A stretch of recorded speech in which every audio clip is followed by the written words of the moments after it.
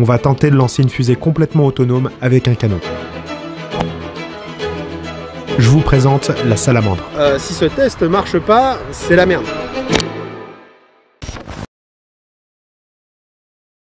Salut à tous, moi c'est Sig et ça fait maintenant plusieurs mois que je travaille sur un projet de propulser une fusée avec un canon. C'est de loin le plus gros truc que j'ai réalisé dans ma vie. Pendant 2 ans de développement, j'ai réalisé une vidéo pour chaque élément que j'ai construit. Mais rassurez-vous, pas la peine de tout regarder. J'ai fait en sorte que le projet soit compris dans sa globalité ici. Après, si les galères qu'on a rencontrées vous intéressent, c'est disponible. Oh, trop fun, je vais vomir lol, regardez. On a réalisé 3 grands éléments. Le premier, c'est le canon. Il est un peu particulier parce qu'il n'utilise pas de la poudre et des obus comme les canons classiques. Non, nous il va utiliser des gaz. Les gens le connaîtront plus sous le nom de patator, parce que c'est censé tirer des patates.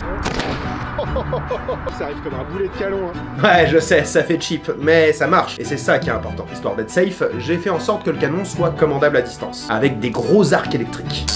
Aujourd'hui, on est à la 3e version du canon et il s'appelle Banger. Le deuxième élément, c'est la fusée, ou plutôt l'obus fusée. Là, la grande problématique, c'était d'avoir un vol stable en sortie de canon, et surtout que ça résiste au choc de l'explosion. Ça a trop bien marché!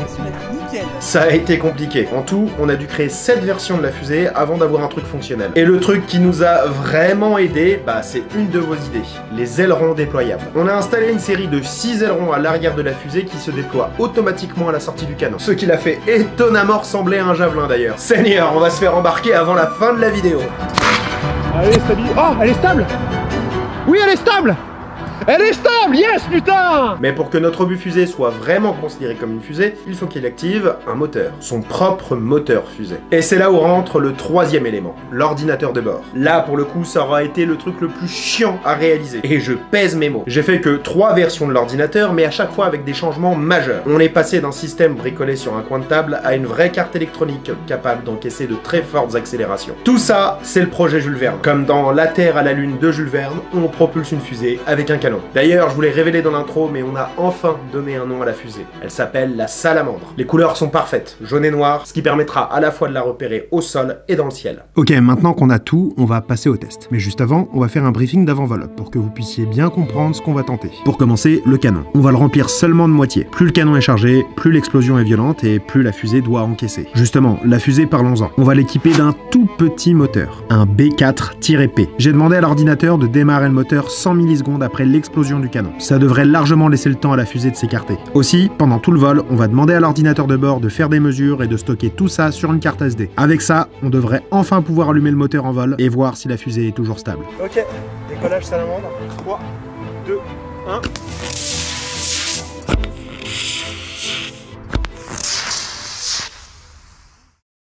Ok, on a du boulot. La détection du décollage, ça marche. L'allumage du moteur, ça marche. La stabilité en vol, ça marche pas.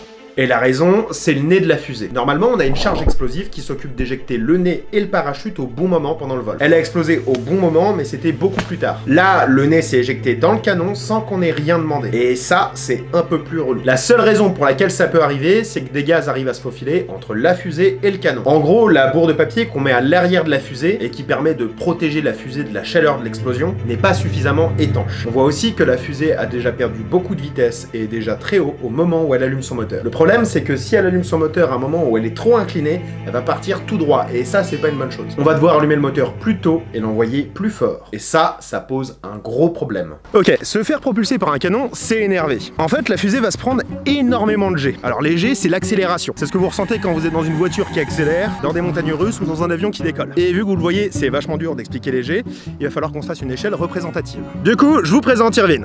Yo les gars, j'espère que vous allez bien. C'est le mec le plus baraque que je connaisse. Ouais, il dit ça pour me faire plaisir. Bien évidemment, si vous voulez être au moins aussi énervé que lui, il a une chaîne YouTube où il vous donne ses conseils. Tiens Irvine, si tu pouvais lancer cette balle équipée d'un système douteux le plus fort possible, tu serais bien aimable. Avec plaisir, allons-y. Oh le bordel. C'est bon, c'était assez good. Je crois que c'est bon mec.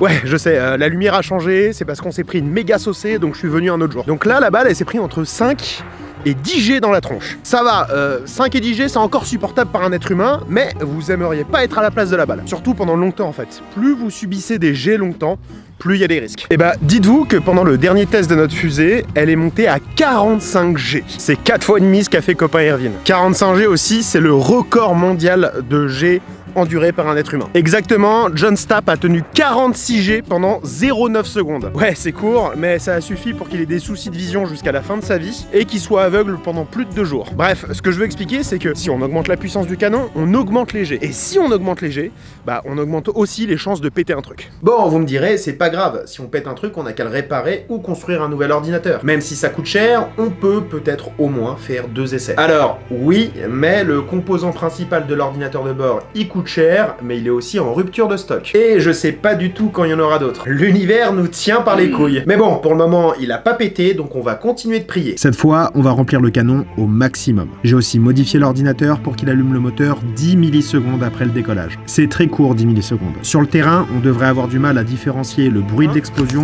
du bruit du démarrage du moteur. Faut qu'on s'attende à ce que le moteur s'allume pile à la sortie du canon. Et bien évidemment, on va augmenter la taille de la bourre de papier pour colmater les fuites. Avec la tentative qu'on a fait dans la précédente vidéo, c'est notre 3e essai. Seigneur Dieu, faites que ça marche. Ça va avec là. Je retire la sécurité. 3, 2,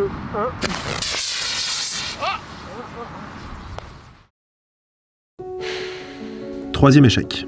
Bon, au moins le moteur s'est démarré plus tôt, mais il y a que ça. Je veux dire qu'il y a que ça qui s'est bien passé. Le nez s'est une nouvelle fois séparé, et cette fois avec le parachute. D'ailleurs, l'éjection l'a complètement détruit. Et le plus gros problème, bah, c'est que je sais pas pourquoi. Il y a peut-être de l'air qui s'est encore faufilé, qui a séparé le nez et la fusée, ou c'est autre chose. Bref, j'ai pas assez d'éléments pour savoir. Le canon chargé à bloc nous a donné une poussée à au moins 110 G. 110 G. J'aurais jamais pensé qu'on aurait atteint cette limite. Et vous savez quoi? Notre ordinateur, il a survécu à ça. Ça veut dire qu'on peut faire d'autres tests. Un 4e, qui a foiré. D'ailleurs, ça, c'est ce qu'on appelle du déni. Elle est partie stable en fait. Elle est partie stable là. Et un 5e, bah, qui a foiré aussi. Ah, putain, mais encore plus de batterie. Ah bah si, toujours de la batterie.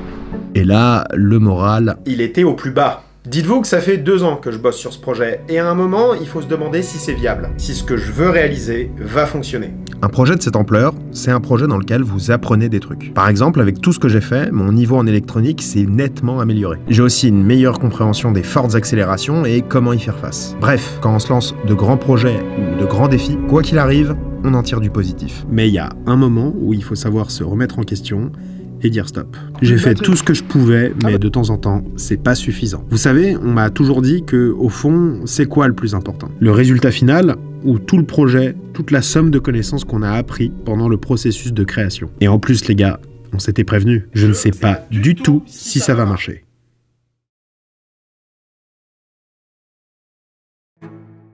Non. Non, c'est chiant. C'est une morale de loser. On va faire une dernière tentative. Je vous le dis tout de suite, les gars. Soit c'est notre première réussite, soit c'est le baroud d'honneur de l'ordinateur et du projet. Ça passe ou ça casse. Avant ce vol, on a fait une série de correctifs et de tests. Le premier, c'est sur le nez de la fusée. On l'a encastré dans le corps pour plus qu'il se fasse arracher par le décollage. Du coup, on a aussi augmenté la puissance de la charge d'éjection. On l'a testé et logiquement, la fusée devrait réussir à éjecter son parachute. Bah l'éjection, elle marche bien. Hein. Nickel. Hein. Vraiment puissante. On a aussi fait un autre test pour vérifier la stabilité de la fusée. On a fait un prototype, mais cette fois sans toute la partie du nez éjectable, pour voir si la fusée était stable en vol. Ouh. Seulement là, ça s'est mal passé parce que j'ai oublié de mettre l'élastique qui permet de déployer les ailerons. N'aurions-nous pas oublié de mettre le petit élastique? Putain, j'y crois pas, je suis vraiment trop con en fait. Mais le truc qui nous a quand même rassuré, c'est que malgré ça, la fusée est quand même restée vachement stable. Du coup, c'est dans une complète incertitude accompagnée d'un doux espoir que nous nous sommes préparés au dernier décollage. Je suis bon pour moi. Moi, tout est ok. 3, 2, 1... Oui! Oui, putain! Allez, éjection! Éjection, allez, vas-y, mon vieux!